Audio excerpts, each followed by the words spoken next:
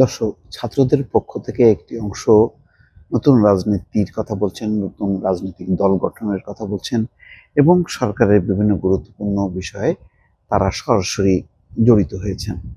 সেসব নিয়ে কিন্তু সমাজে নানা বিতর্ক আছে। এক পক্ষ মনে করছেন যে ৫ই আগস্ট পট পরিবর্তনের ছাত্রদের ভূমিকা নিঃসন্দেহে অবিস্মরণীয় এবং এটি একটা জাতিকে মুক্তি দিয়েছে। সেটা যেমন সত্য, তেমনি এই ঘটনার পর অর্থাৎ এই পরিবর্তনের পর ছাত্রদের উচিত তাদের নিজেদের আহ, জায়গায় চলে যাওয়া, অর্থাৎ আবার যাতে তারা লেখাপড়ায় মনোযোগী হয়।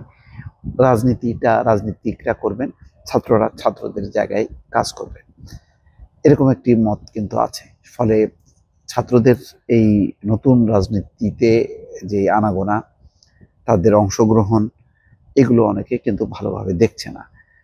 তো সেই প্রসঙ্গেই ডক্টর আব্দুল মঈন খান, বিএনপির অত্যন্ত সিনিয়র একজন নেতা, সম্মানিত মানুষ, তিনি একটি কথা বলেছেন আজকে। তিনি বলেছেন, শিক্ষা জীবন শেষের আগেই দেশ চালাতে চাইলে হিতে বিপরীত হবে। শিরোনামটা আমি বলি, যমুনা টিভি যেটি করেছে, শিক্ষা জীবন শেষের আগেই দেশ চালাতে চাইলে হিতে বিপরীত হবে। এটা কি কথা বলছেন? বলছেন ওই ছাত্রদের যারা এখন নতুন রাজনীতি করার কথা বলছেন, দল গঠন করছেন এবং সরকারের বিভিন্ন কার্যক্রমে যারা অংশ নিয়েছেন। শিক্ষা জীবন শেষ হওয়ার আগেই যদি ছাত্ররা দেশ চালাতে চায়, তাহলে হিতে বিপরীত হবে বলে মন্তব্য করেন বিএনপির স্থায়ী কমিটির সদস্য ডক্টর আব্দুল মঈন খান। সোমবার অতীশ দীপঙ্কর বিজ্ঞান ও প্রযুক্তি বিশ্ববিদ্যালয়ে আইটি বিষয়ক এক সেমিনারে অংশ নিয়ে তিনি এই কথা বলেন। আব্দুল মঈন খান বলেন, আগামীতে ছাত্ররাই দেশ পরিচালনা করবে, তবে সেটা শিক্ষা জীবন শেষে। অর্থাৎ এখন যারা একটা মহান কাজ করেছে, একটা রাজনৈতিক পট পরিবর্তন করেছে, তারাই দেশ চালাবে, কিন্তু সেটা শিক্ষা জীবন শেষ হলে। শিক্ষকের কথা ছাত্ররা না শুনলে সিস্টেম ভেঙে পড়বে। অর্থাৎ ছাত্ররা যদি এখন আপার হ্যান্ড নেয়, ছাত্ররা যদি এখন সবকিছু করতে চায়, তাহলে শিক্ষকের কথা তারা শুনবে না, তাহলে পুরো ব্যবস্থাটা ভেঙে পড়বে। এই শঙ্কাটা তিনি করছেন।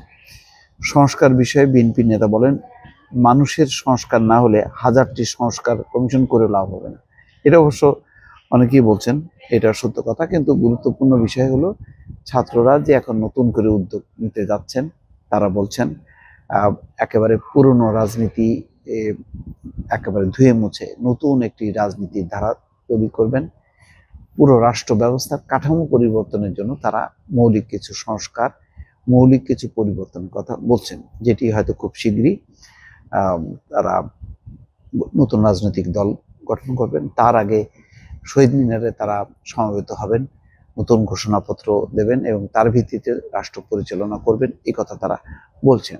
তো বোঝাই যাচ্ছে যে এই এখনকার এই কার্যক্রমটা ছাত্র সংক্রান্ত কোনো বিষয় না, শিক্ষা সংক্রান্ত কোনো বিষয় না, কিন্তু একটা নতুন রাজনীতির ধারাতে ছাত্ররা নিজেদেরকে সম্পৃক্ত করছেন, নেতৃত্ব দিচ্ছেন এবং নতুন এই ধারায় ছাত্ররা সরাসরি, তাদের নেতারা সরাসরি অংশ নিচ্ছেন। তো এই ঘটনাটার প্রভাবটা কি হবে, সেই সংখ্যাটাই ব্যক্ত করেছেন আব্দুল মঈন খান।